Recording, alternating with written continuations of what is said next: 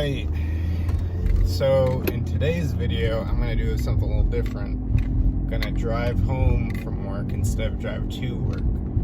And I guess today I'm going to talk about something that I have no notes in front of me for, but I kind of feel like I should have notes in front of me for. There's this article I was reading. I was first exposed to it, I don't know how long ago. It may have been many years ago, but it's essentially called the 11 Nations within the United States of America.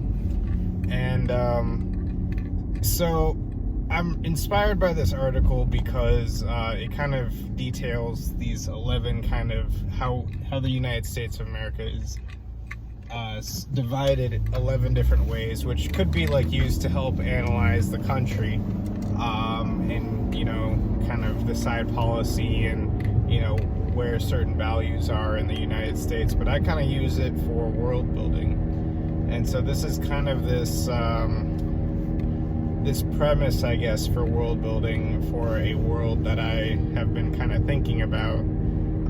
Part of me likes the idea of incorporating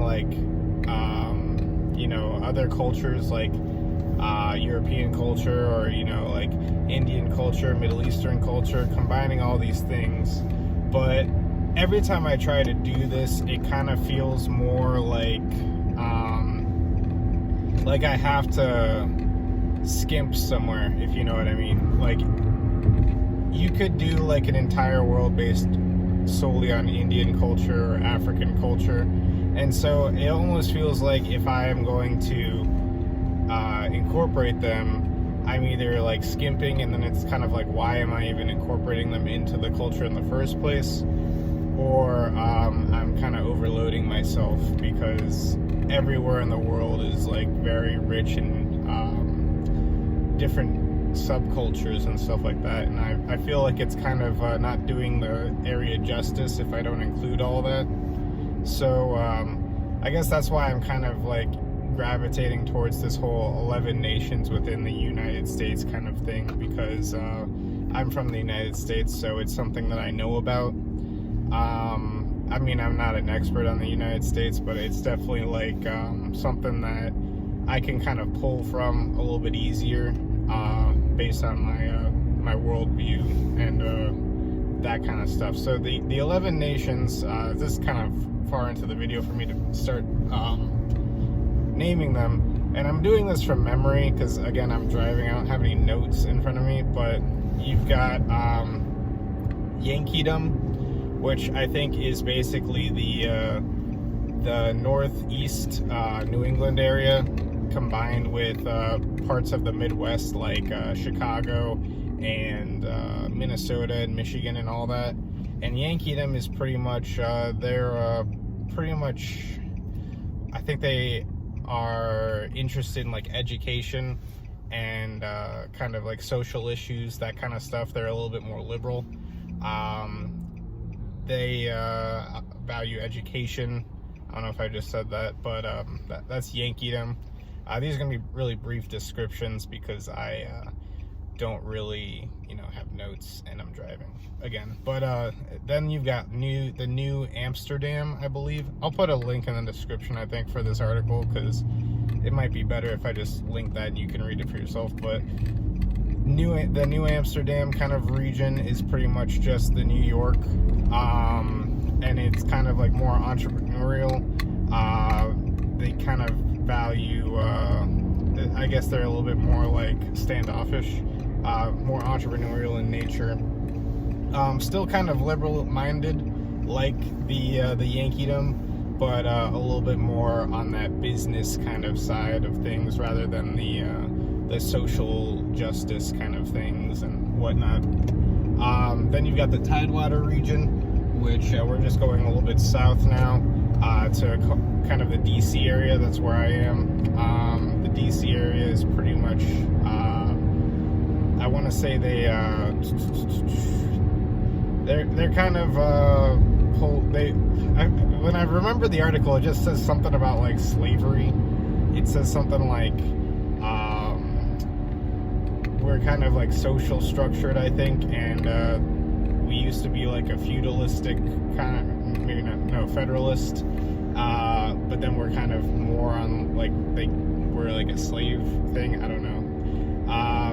That's the Tidewater region. Then you've got the Deep South, which is pretty much all the, you know, the actual like slave plantation states. And they are pretty much like high social class structure. They don't really like the government telling them what to do. They like states' rights, that kind of stuff. And then there's the kind of going a little bit into Louisiana. There's New France, and I think if you include Canada, this also includes like Montreal and Quebec. But New France is pretty much, I honestly don't really remember what New France does, but because part of me is also like, I'm trying to think about like how I'm incorporating these into my world, but also like how the real thing is. So maybe I should have just like done the video based on that, but I'm gonna say New France is this area that's kind of, it's like its own island. They kind of just do their own thing. I went to Louisiana and I went to New Orleans, and they prided themselves on just doing whatever they wanted there, not really doing what people told them to do. And then you've got the Greater Appalachia, which is the Appalachian Mountain regions, the Smoky Mountains, kind of like the West Virginia, the Kentucky and Tennessee and all that. And I remember they were like settlers from Ireland and stuff like that. I think that's like predominantly that area, and they're kind of also like when in the article I recall there's a picture of like a horse derby race or something, and I think they're also kind of just like don't tell me what to do people. They like their freedom, and then kind of going a little bit back up north is the Midlands region, and the Midlands region encompasses like Ohio, Pennsylvania, and kind of like just that belt of states that's just below the like Michigan and Minnesota, that kind of belt of states. I think it's called like the Rust Belt.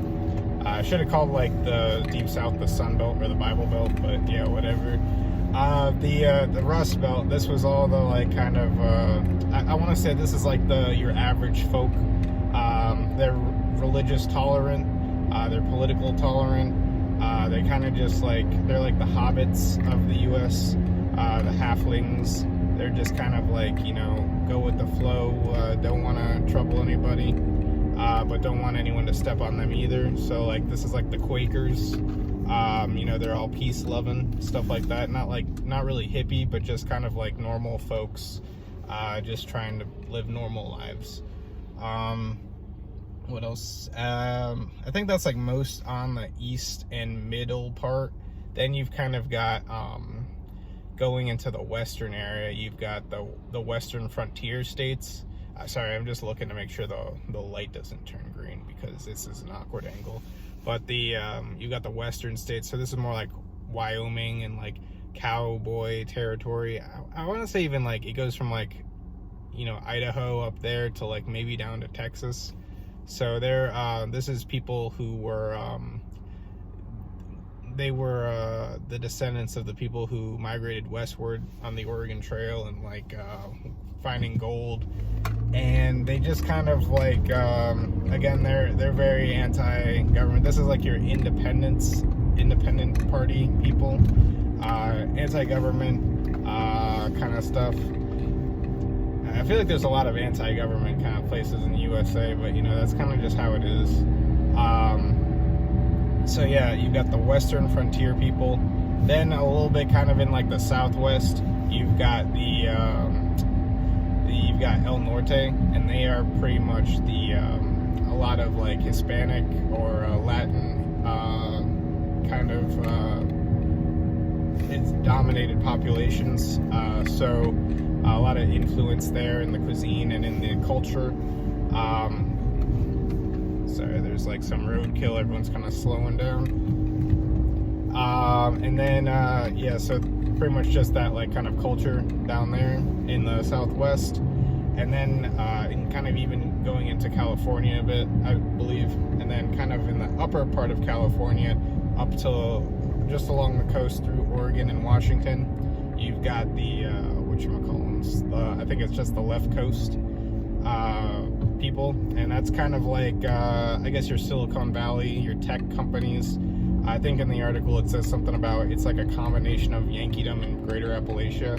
So like they have all the you know, the social justice kind of stuff of the Yankeedoms mixed with the education, but then they're also the government, not really big into big government kind of people as well.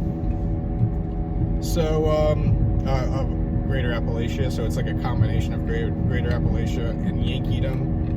And then I think that might be, and then there's the First Nation, or the First Nation people. That's the Indigenous Americans, the Native Americans.